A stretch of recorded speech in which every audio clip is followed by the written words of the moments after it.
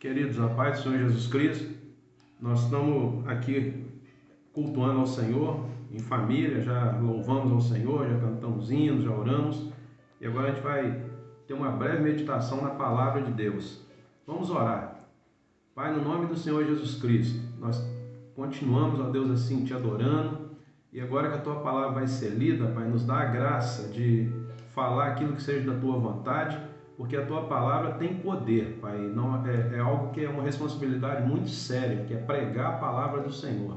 E eu creio, ó Deus, que a tua palavra está atingindo vidas que a gente nem sabe quem são, a gente não conhece, mas a tua palavra está atingindo vidas. O que está sendo feito aqui está gerando vidas lá fora, Pai. Por isso nós oramos pela ministração da tua palavra, que seja dito, seja ministrado aquilo que é da vontade do Senhor. Assim oramos, te agradecemos, no nome do Senhor Jesus Cristo. Amém. Irmão, nós vamos ler um texto que está em 1ª Epístola de Pedro, no capítulo 1, do versículo 3 ao 10. 1ª Epístola de Pedro, capítulo 1, versículo 3 a 10. Bendito Deus e Pai de nosso Senhor Jesus Cristo, que segundo a sua muita misericórdia nos regenerou para uma viva esperança mediante a ressurreição de Jesus Cristo dentre os mortos, para uma herança incorruptível, sem mácula, imarcessível, reservada nos céus para vós outros, que sois guardados pelo poder de Deus, mediante a fé para a salvação preparada para revelar-se no último tempo.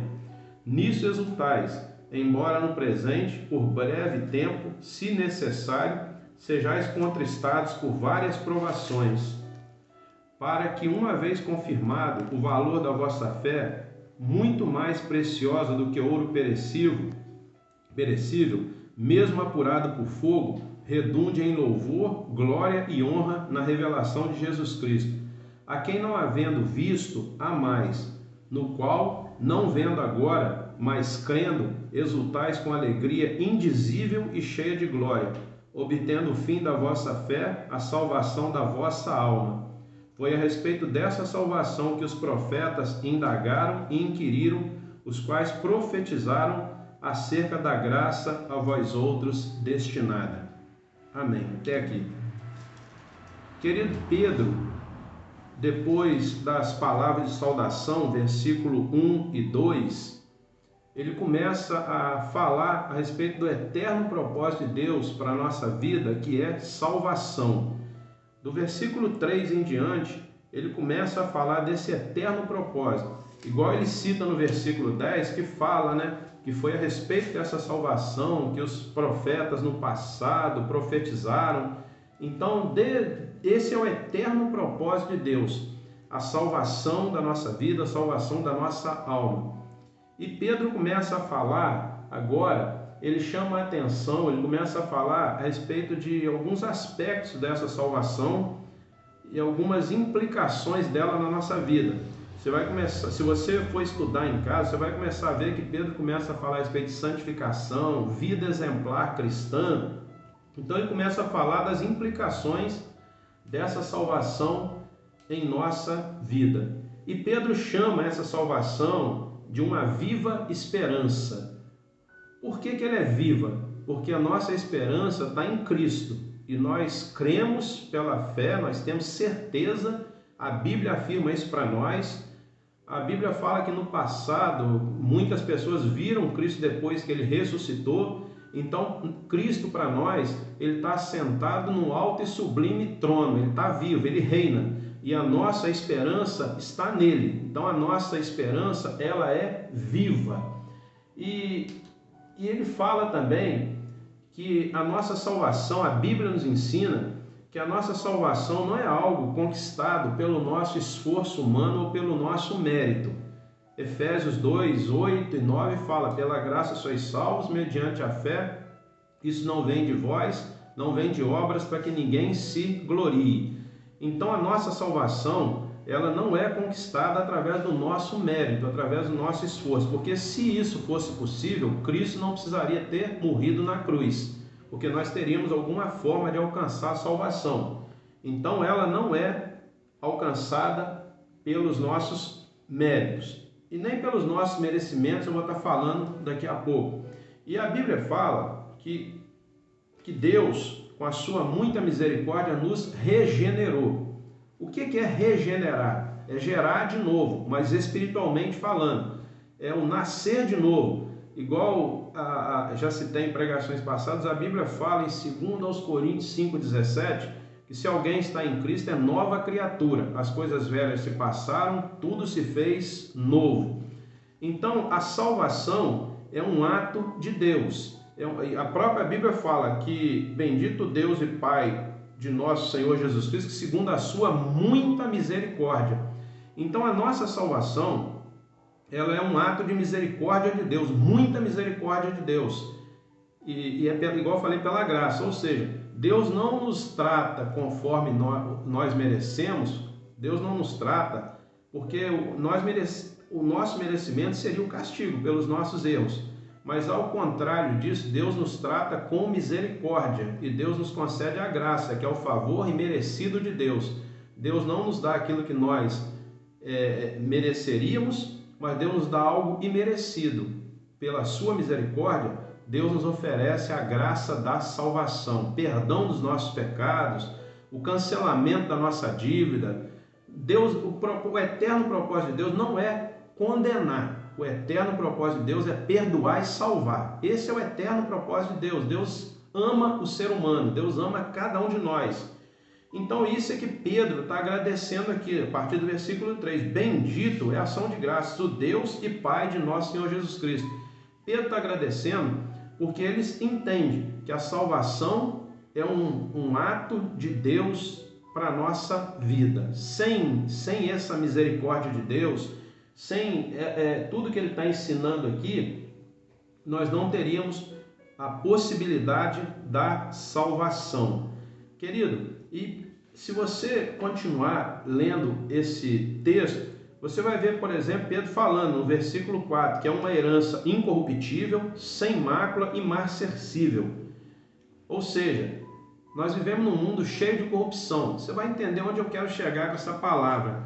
Nós vivemos num mundo cheio de corrupção, cheio de ganância, cheio de coisa errada. Mas Pedro fala que essa herança que Deus tem para nós, ela é incorruptível, ela não se corrompe.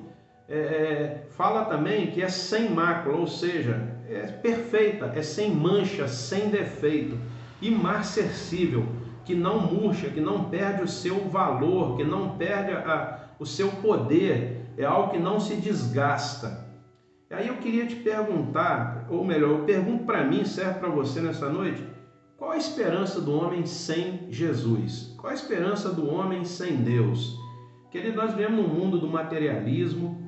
O pessoal está gostando muito de dinheiro no bolso. O pessoal que eu falo em geral, as pessoas, né, os homens, as nações brigam por poder. É uma ganância.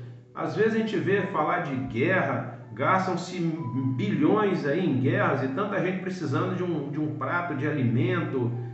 Que bom seria se toda a humanidade pensasse mais em Deus, menos nessas coisas. Mas nós vivemos num mundo cheio de materialismo, cheio de egoísmo, individualismo. A palavra de Deus fala para nós em 1 Coríntios, capítulo 15, 19 e 20, que se a nossa esperança em Cristo se limita apenas a essa vida, somos os mais infelizes ou miseráveis de todos os homens. Mas fala que Cristo de fato ressuscitou. Então, essa é a nossa certeza, a nossa alegria, que Cristo ressuscitou. Então a nossa esperança em Cristo é assim como Ele ressuscitou, nós também vamos ressuscitar um dia em Deus, na presença do Senhor Jesus Cristo. Essa é a mensagem bíblica, esse é o eterno propósito de Deus. Se a nossa esperança se limita apenas nessa vida aqui, no dinheiro, nas coisas materiais, no nosso círculo de amizade, na nossa saúde, a nossa esperança pode morrer, porque o dinheiro pode acabar, a saúde pode acabar, o círculo de amizade um dia pode acabar, mas se a nossa esperança se limita em Cristo, ela é viva, ela não acaba, porque Cristo é de eternidade a eternidade. Cristo não morre, Cristo ele morreu, mas ao terceiro dia ele ressuscitou e ele vive e reina eternamente. É o nosso irmão mais velho, ou seja, ele foi o primeiro a ressuscitar. Lá no passado as pessoas, muitos não acreditavam na ressurreição de Cristo, mas a Bíblia fala que ele ressuscitou, ele apareceu a muitos, naquela época, muitas pessoas viram Jesus ressurreto depois da morte, e nós cremos pela fé que assim como ele ressuscitou, nós também vamos ressuscitar. Querido, como é que essa salvação foi? Qual é a base da nossa certeza? Como é que ela foi conquistada? É isso que eu te falei agora. No próprio versículo 3 fala: mediante a ressurreição de Cristo Jesus dentre os mortos. Essa é a base da nossa esperança. É aqui que foi conquistada a nossa salvação. E eu acho lindo no versículo 5, a parte final, que fala também de uma salvação preparada para revelar-se no último tempo. Ou seja, nós já somos salvos em Cristo. Nós, os que cremos, nós cremos que ainda essa herança, muita coisa vai ser revelada no final, ou seja, tem muita coisa que ainda que Deus tem preparado para nós. Essa salvação é preparada para revelar-se no último tempo.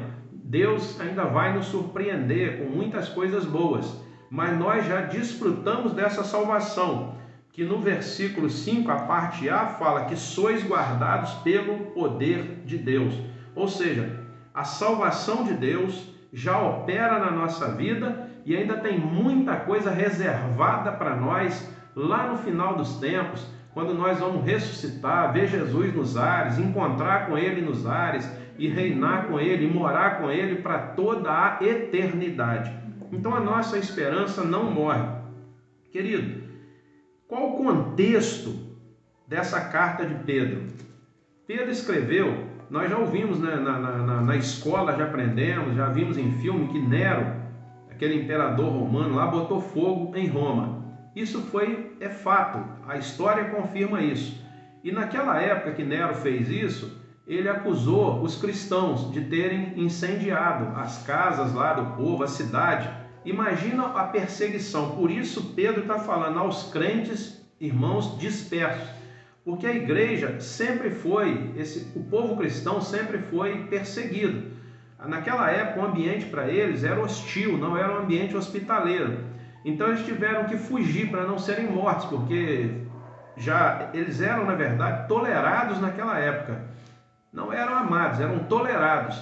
A partir do momento que Nero começa a levantar uma falsa acusação de que eles incendiaram Roma, eles passaram a ser odiados, perseguidos, tiveram que abandonar suas casas, tiveram que fugir para não serem mortos, e muitos foram mortos, mas continuaram sendo perseguidos. Então é nesse contexto que Pedro escreve essa carta. É uma carta de encorajamento, para mesmo em face das perseguições, eles não desistirem, não abandonarem a fé, não desistirem do Evangelho, porque esse era o perigo, retroceder, abandonar a fé, abandonar o Evangelho, esse era o perigo. E Pedro escreve incentivando eles, encorajando eles, motivando eles a não desistirem. É nisso que eu quero nessa noite pensar com você. A nossa fé em Cristo não diz, a palavra de Deus, ao contrário do que muita gente prega, a palavra de Deus não isenta a gente das lutas, não isenta a gente das dificuldades, dos problemas. Não é essa coisa de oba-oba que muita gente prega. A Bíblia, ela é verdadeira, ela fala daquilo que ela fala a verdade, ela fala a pura verdade.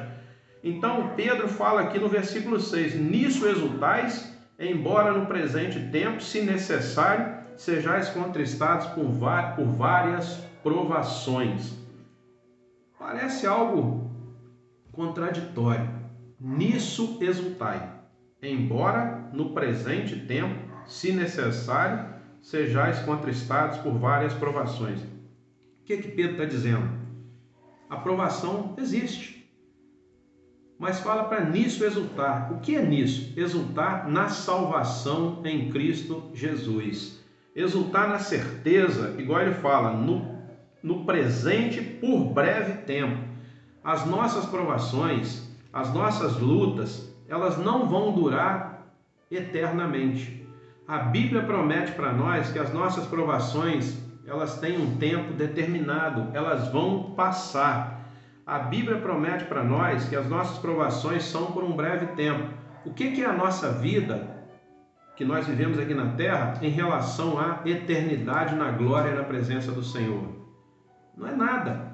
Nós estamos falando aqui de eternidade, de viver para sempre ao lado do nosso Senhor e Salvador Jesus Cristo.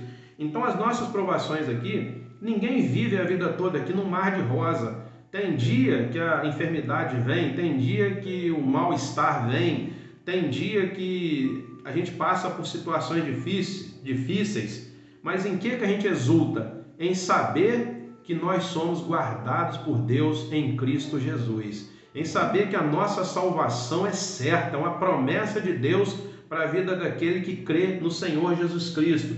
E saber também que as nossas provações, elas não vêm para nos destruir, mas elas vêm para aperfeiçoar a nossa fé, para fazer da nossa provação um testemunho de vitória na presença do Senhor. Querido, ninguém ora para Deus mandar provação, ninguém ora para Deus mandar problema, claro que não.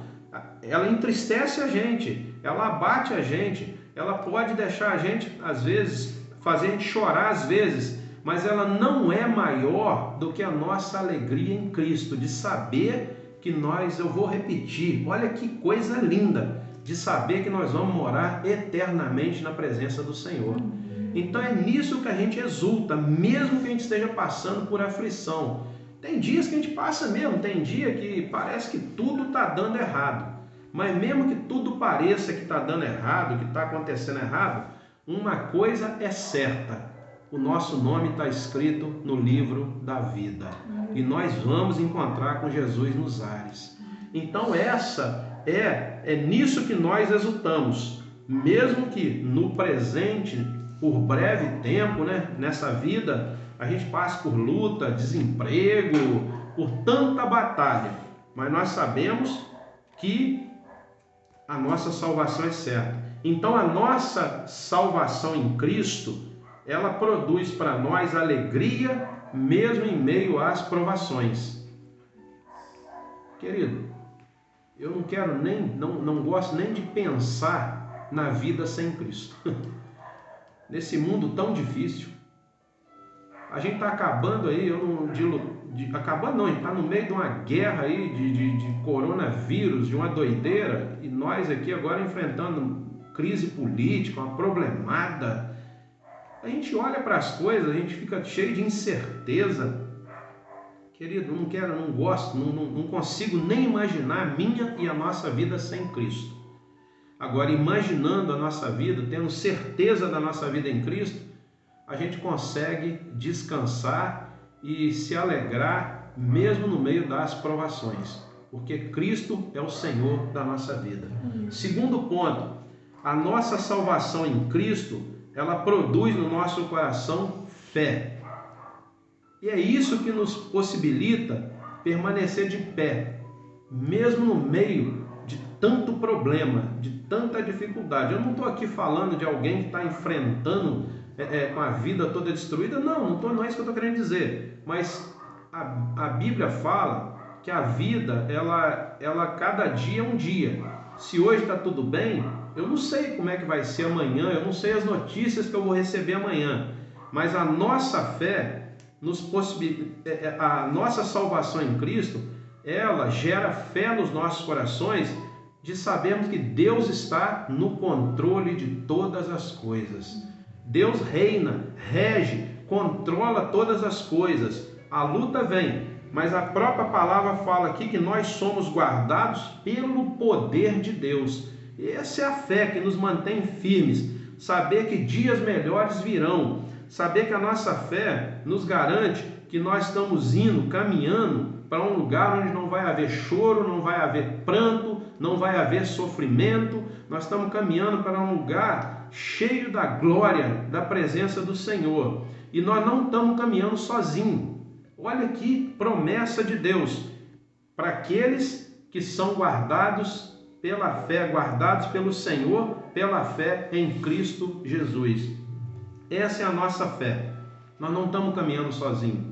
Nós não estamos lutando sozinhos. Deus nos dá condições. A própria palavra fala que não vem provação sobre nós acima daquilo que nós possamos suportar. Antes de nós sermos destruídos, Deus provê para nós o escape. Ou seja, Deus está no controle de todas as coisas. Deus é ciente, de todas as coisas. Por isso a Bíblia fala que Ele é onipotente, onipresente, onisciente.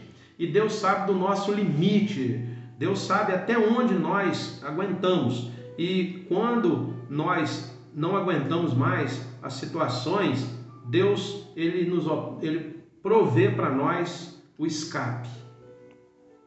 Isso a nossa fé gera no nosso coração. A nossa fé em Cristo Jesus, primeiro, ela produz para nós alegria mesmo em meio à provação. O choro pode durar uma noite, mas a alegria vem pela manhã. Eu sei que a provação não vai me destruir, porque o Deus que eu creio, o Deus que a Bíblia mostra para nós, Ele é o Todo-Poderoso. Ele está acima de todas as nossas situações, de todas as nossas provações. Então a provação, ela não vai ser maior do que o Deus em quem nós temos crido. E com certeza Ele vai nos manter de pé na presença dEle. E Ele vai operar alegria nos nossos corações. Quem crê no Senhor tem alegria no coração. E é isso que eu quero agora, a última parte. A nossa salvação em Cristo Jesus, no versículo 8, ela produz para nós a alegria. Olha que lindo esse versículo. A quem não havendo visto, há mais, no qual não vendo agora, mas crendo, exultais com alegria indizível e cheia de glória. A quem não havendo visto, há mais. Pedro está falando para aquelas pessoas da época. Pedro viu Jesus, depois dele ressuscitar. Muitos viram, muitos não viram, não chegaram a ver. Mas Pedro está falando, mesmo que vocês não viram, ainda assim vocês aceitaram a mensagem do Evangelho e amam esse Deus, amam o Senhor Jesus Cristo, ao qual, a quem não havendo visto, há mais.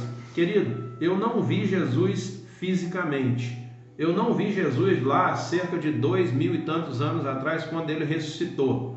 Mas eu creio, pela fé eu enxergo Jesus. Pela fé eu sei que Ele vive e reina. Então eu amo por isso, porque eu sei que o meu Jesus, Ele não está mais pendurado na cruz, morto, crucificado. Não, Ele está vivo e Ele intercede por nós. Ele ama as nossas vidas. Ele intercede por nós, Ele nos guarda, nos protege. E olha que coisa linda, não vendo agora, ou seja, eu não vejo Jesus agora, fisicamente, mas um dia eu vou abrir os meus olhos e eu vou ver Jesus lá nos ares, e eu vou me encontrar com Ele, para morar com Ele para toda a eternidade. Ou seja, quem crê em Jesus vai ver Jesus. A Bíblia fala que vai sentar com Ele na mesa e vai cear com Ele lá nas mansões celestiais, o qual não vendo agora, nesse tempo agora, mas nós vamos ver Ele lá na eternidade,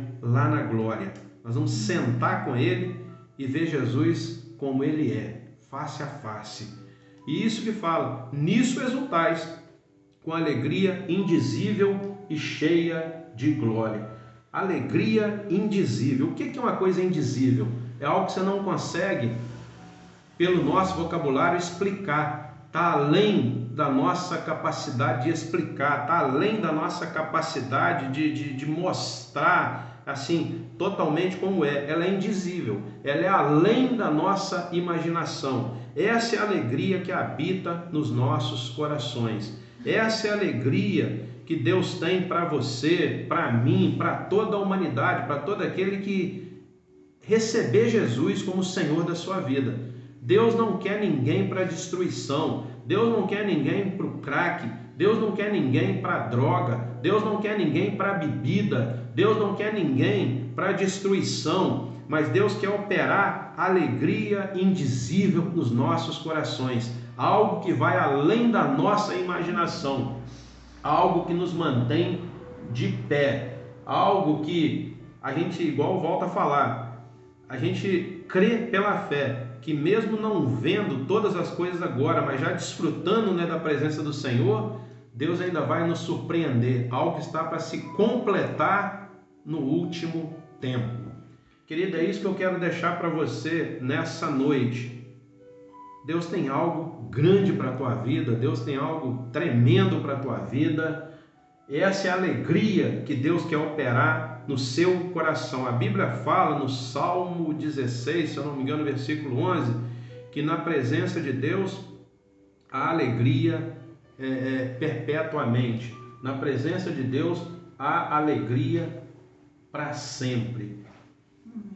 É isso que eu quero terminar nessa noite, dizendo que essa alegria, aqui na terra eu posso ter alegrias. Eu tenho alegrias aqui na terra. Tenho família, aposentei, né? Sempre tive o meu trabalho, aposentei. Tenho alegrias, tenho lutas também. Mas eu quero dizer que Deus tem uma alegria para você, que ela nasce lá no céu. É do céu para a tua vida. É uma alegria que não é produzida aqui na terra. É algo que Deus tem reservado para você.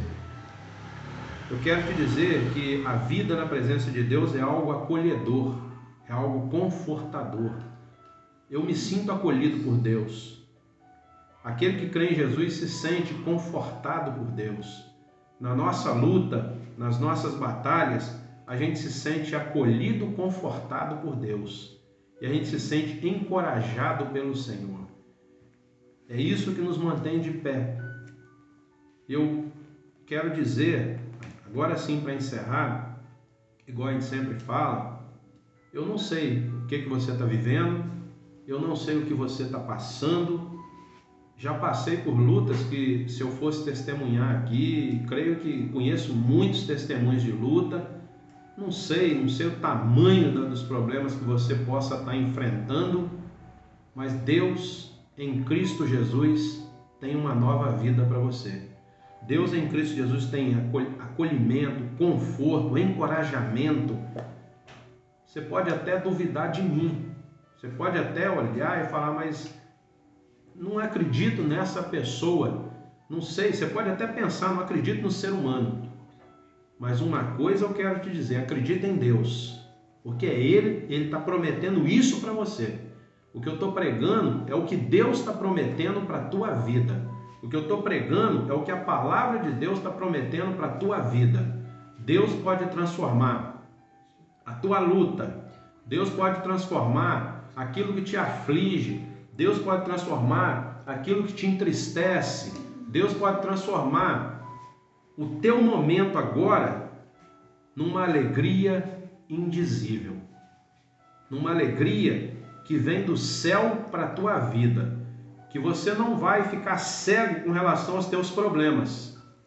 Claro que não, mas você vai enxergar os teus problemas, mas você vai enxergar Deus acima de todos eles. E isso é a nossa alegria indizível. A presença de Deus, a salvação de Deus na nossa vida, a proteção de Deus na nossa vida e a certeza de que a nossa luta aqui, Deus vai nos dar força para superar, para passar por elas. E elas vão ter, por um breve tempo, mas nós vamos morar para sempre com o Senhor nos céus. Que Deus te abençoe nessa noite. E assim como Pedro escreveu para encorajar, eu quero te encorajar nessa noite. Eu quero despertar nessa noite fé no teu coração. Eu quero orar para que Deus desperte fé no teu coração. Não desista jamais. Não olhe para a tua luta somente entre você e a luta, mas olha primeiro para Deus na tua vida, agindo no meio da tua prova, no meio da tua dificuldade, e você vai sentir a alegria indizível de Deus na tua vida. Que Deus te abençoe no nome do Senhor Jesus Cristo. Fique com Deus.